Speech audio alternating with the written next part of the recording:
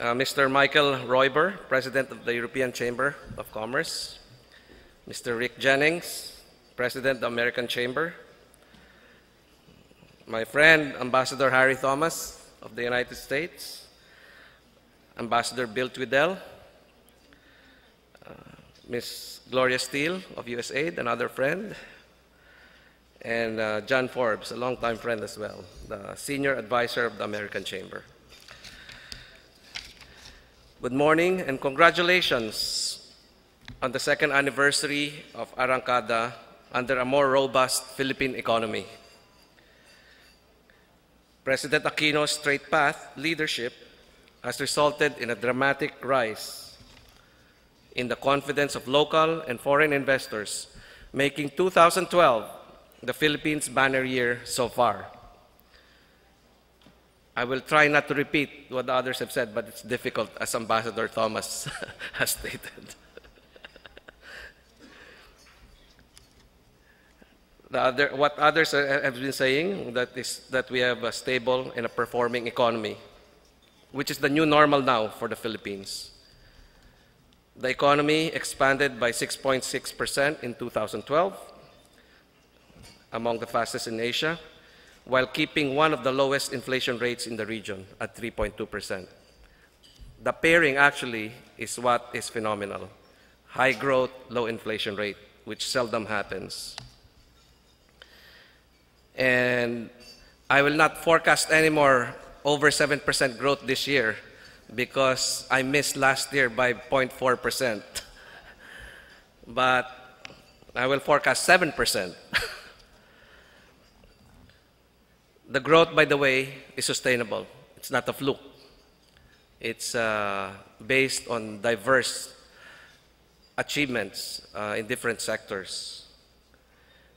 Also, if you look at the numbers closely, the third and fourth quarter GDP growth rates showed a slightly different pattern in that the manufacturing sector exhibited the highest growth rates, higher than services. For those who have not been here the last 10 years, services has been the fastest growing sector in the Philippine economy, except in the last 2 quarters of last year. So that's a very good indication that manufacturing is back. And you'll see, if you go to Laguna and Batangas, and Cebu as well, you'll see all the manufacturing plants, huge ones that are being built. Some of them have started operations already. We also ended the year with a per capita GDP of $2,600, surpassing for the first time the critical threshold of $2,500, which is considered by many economists as the jump-off point for exponential growth in consumer spending. So we're there. We've seen as well all the 3 major ratings agencies, Moody's, Fitch, and S&P, that they have all rated the country 1 notch below investment grade. And we're hoping for investment grade status from at least one of them in the near future. The latest JETRO survey as well, which was released about 3 weeks ago, showed that among exporters, the Philippines emerged as the most profitable location in 2011.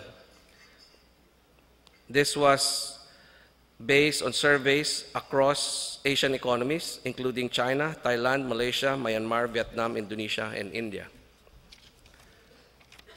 So we are in a good spot. In terms of good management, the same survey showed that it is easiest to recruit general staff in the Philippines. Also, the Philippines showed that there were only 2 strikes or lockouts in 2011, while comparing it to one of our neighbors, which had 857 strikes or lockouts in the same year. When it comes to competitiveness and access to reasonable salary, the Philippines had the least salary rate increase for 2012-2013 at 5.2%. And the pattern has been that over the last 10 years, labor costs here have increased between 3 to 5%. So a very, very stable and steady increase that is quite predictable. Let me turn now to some of the initiatives that we have been doing at DTI.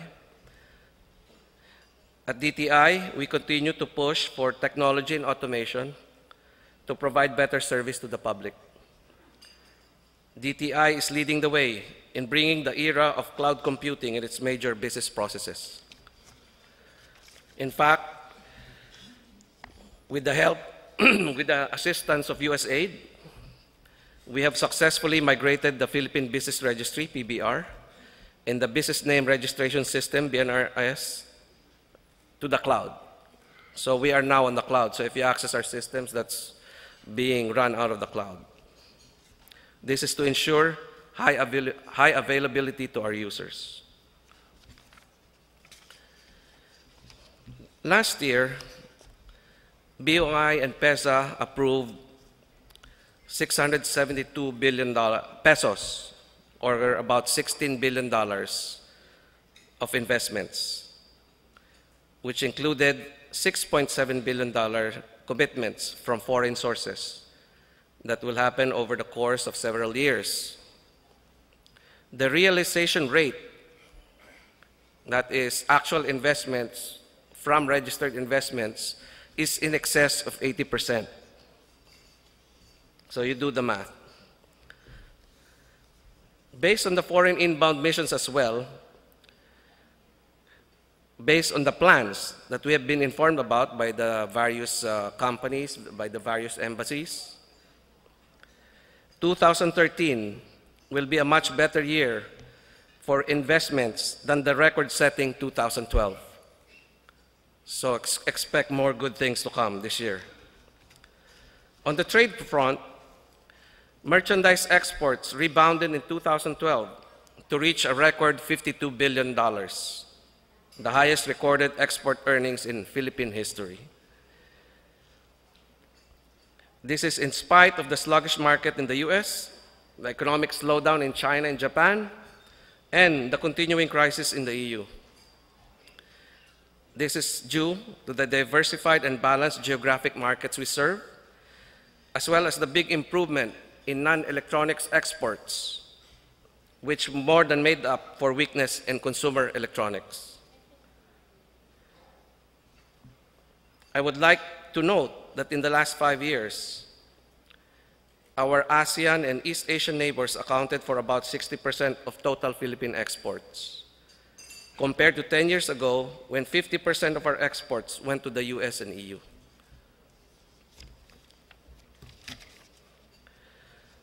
Pursuit of active trade relations due to the opportunities that resulted from ASEAN FTAs with China, Korea, Australia, and New Zealand, and the Philippines FTA with Japan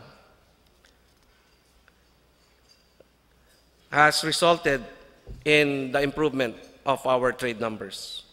Thus, we are further intensifying participation in trade negotiations and constantly on the lookout for opportunities brought about by bilateral, regional, and international trade agreements, such as the one with the EU and the TPP. We are also looking at possible changes in legislation to include review of the Foreign Investment Negative List, rationalization of incentives, Mining Act, and others. We are targeting